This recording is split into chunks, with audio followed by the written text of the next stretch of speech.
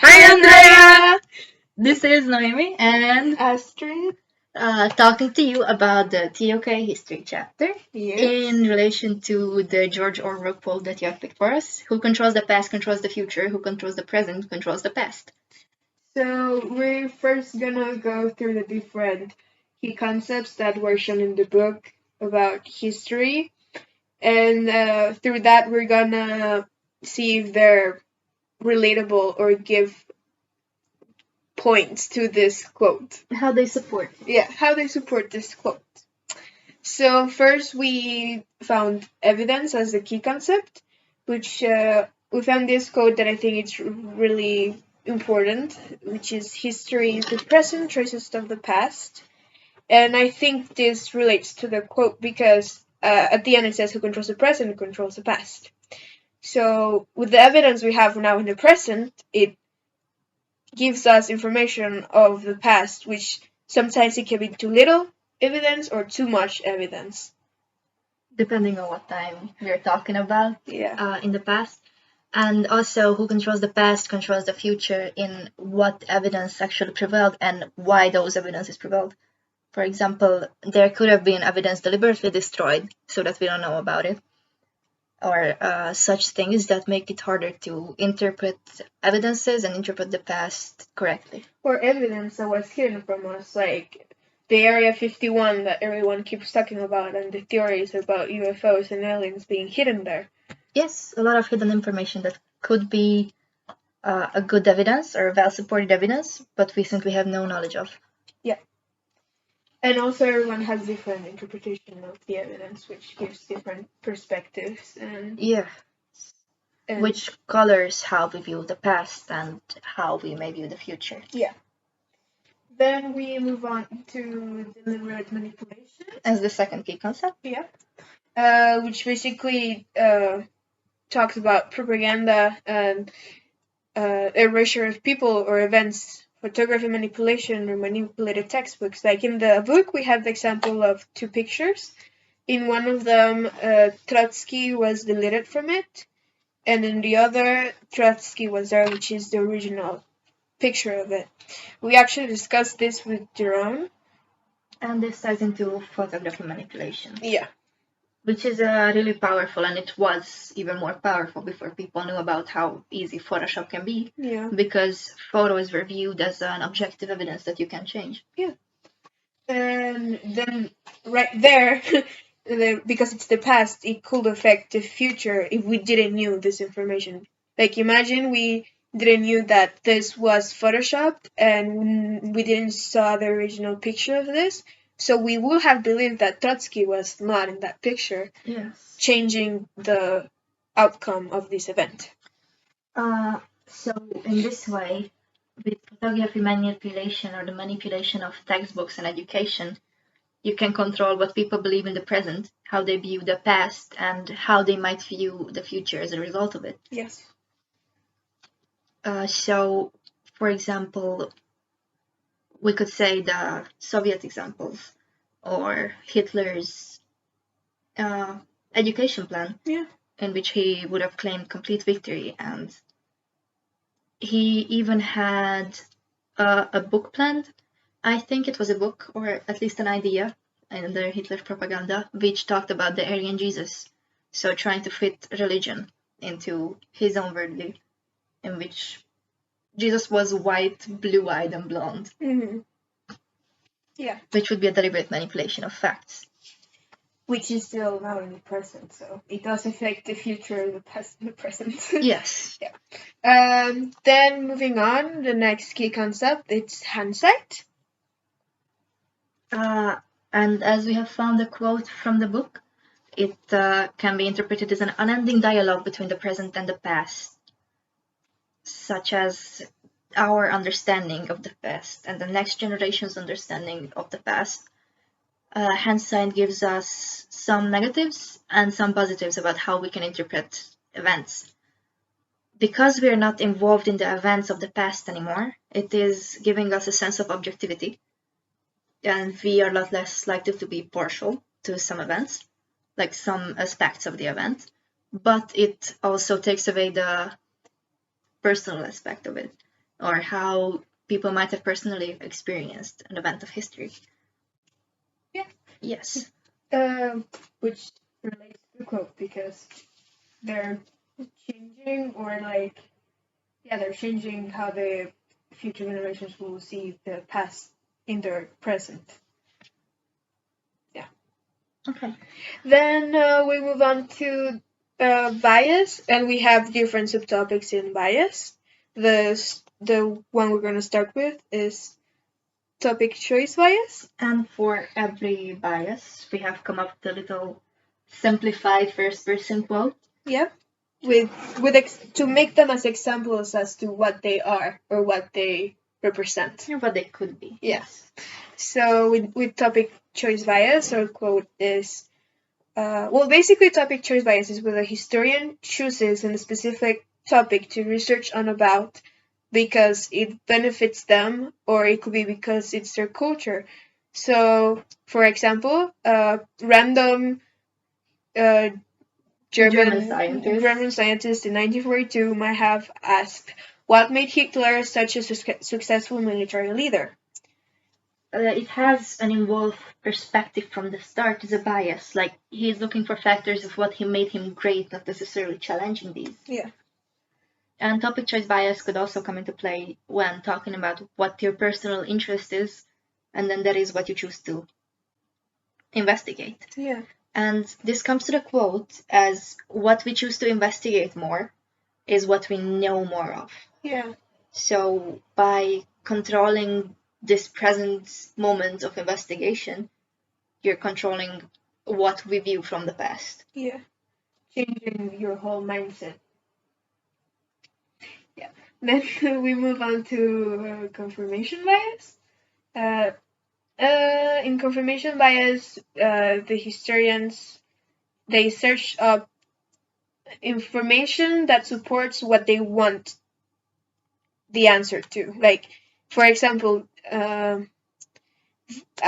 someone of somewhere might find an evidence that does not support the answer that they want, so they might say that evidence must not be well supported because I don't agree with it. Obviously, they probably wouldn't say it out loud like this, or wouldn't even think it this way, but just as a simplification, this is what it could mean. Yeah. It is also looking for information that you already have an inclination to believe. I think there was, do not quote me on this, I'm not sure, but I think there was a study made that people read like 100 studies and then shown a bunch of things that they didn't agree with, and then just a few of what they already believed in. And then they referred to the ones that they already believed in as the true ones, and all of the other ones were kind of disregarded. Not just by the quantity, but because they believe that what they already believe in is the truth, is the quality evidence. Yeah. Because we do not want to think of ourselves as someone who believes in untrue things. Yeah. So instead of challenging personal beliefs, a lot of the people would rather discredit evidence. Yeah. That changing the past into the present, because let's put an example that a really important historian does this that Noemi just explained, then that would change a view of a certain event in the past, changing a whole information or knowledge about it and teaching these to people. Then an important aspect about all of the biases is that good historians try to avoid all of them. So a good historian in this case might say that the evidence forces me to change my position that I have originally intended to take. Might not, that the results of my finding might disagree with my hypothesis. That is what it means. Yeah. Then we move on to national bias. National bias, which basically it's like of course, every person has their own culture, so they're very influenced, or at least some people are very influenced by it. And so if you, for example, ask an American who won the World War or any of the world wars, that the two of them, they will say, of course, the USA never lost. World War is the best country. So like maybe not a historian will say this, but like definitely some American. A patriarchal American. Yeah. So this is what national bias is, and if you tell this to a person that has no knowledge about the World War topic, they will believe this information because if you give the evidence that you want to give and you sound very convincing, then you are controlling the event of the past to this person, making them have this knowledge. So, for example, if I were to write my IA on the Hungarian Revolution in history, for me to be able to avoid the national bias as much as I can, I would have to look at both the Hungarian and the Russian side of the events to counteract it. Yeah.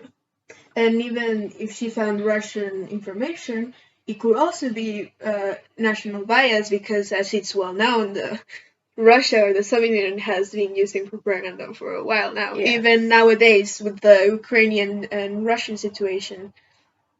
Both of the sides have their national bias and their own gain from being the trusted news. Yeah.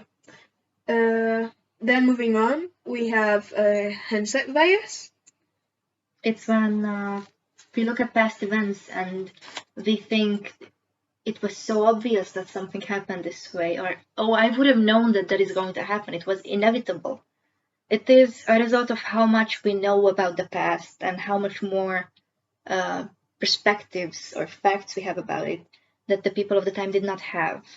So we can look at, like, for example, if you want to focus on the Ukraine-Russia situation, when we're actually here trying to look at life history, we have no way of knowing where it is going to go. Mm-hmm. Because we have a lot of information coming from everywhere. A lot of the information we get is manipulated, and we are in the present. It can still go either way. Yeah. Yes. So this is like the hindsight bias is not realizing that when you are in the present, you do not really have enough information to know what is going to happen. Yeah. So that being that in the future, we in the past could not control the future. Also, then the next the last concept we have is social bias, which I think is really impactful in history or in general. Basically, is that people in power control the press, and the angles of the oppressed are often undocumented, like indigenous people. This is also something we had a discussion about in Miran's class. Yeah. For example, nowadays, again, with the Ukrainian and Russian situation, the EU gives the information that benefits them to give to the audience, as well as with the Russian information or the Ukrainian information. So, and as well as in the past, I don't remember well what example it was, but oh yeah, they did not have the option to read the press or to give information about what was happening. So only the government, or again, those in power, had the control over what information was given about these events. So even now, the information we have about some events may not be fully true or the absolute truth because they only have few perspectives and probably a perspective that benefits the person in control. Like, yeah. Yes, and especially now we could say that this is less of an issue, not societal bias as a whole, but the control of the press. Yeah. Because everyone has an access to some documentation of history in their hands as their phones or laptop. I mean, not everyone, but a larger amount of the population. And there's also anarchists who have because they're social media, so everyone can post anything they want. Everyone can post anything they want, but it also comes into power. You have a voice in social media, but you might not have an impactful voice. Something you write might not be spread. And what gets spread can oftentimes be controlled by people with money, people with power, people with personal interests and gains. Or something that is very controversial that gets really on top. Yeah. And it's also interesting, like, why those things would be brought up. Yeah. So, to conclude, we agree with this quote. because whoever controls the past controls the future. In this aspect, we can create false evidence, ignore evidence, hide evidence, choose to investigate certain evidence, and Choose to look miss- at when looking at it, not everyone had the opportunity to create certain evidence. Yeah. Proving this part of the quote is true. Yeah. And who controls the present controls the past.